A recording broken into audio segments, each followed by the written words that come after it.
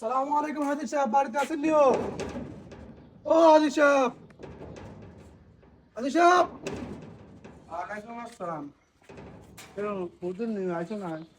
আইছিলাম তো হাজি সাহেব, ওলা ভেন্ডে তো তিন তিনবার ভাড়াইলাম আপনার বাড়িতে।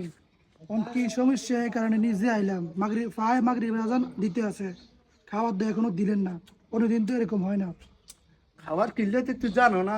আচ্ছা, জুমার নামাজের ভিতরে কি ওয়াজ করছে হাজি সাহেব? সুদ খায়, সুদ খায়।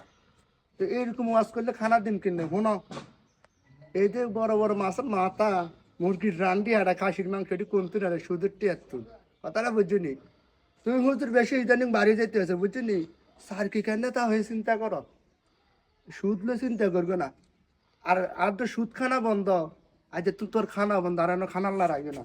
যাও, তোর খানা বন্ধ। আরে হক কথা বলার জন্য যদি কোনো চাকরি না থাকে, খাবারে না খাইতে পারি, তাহলে খাবারে খেলাম না, চাকরি করলাম না। আর মসজিদের মেম্বরে বসে আমি হক কথাই বলে দেবো।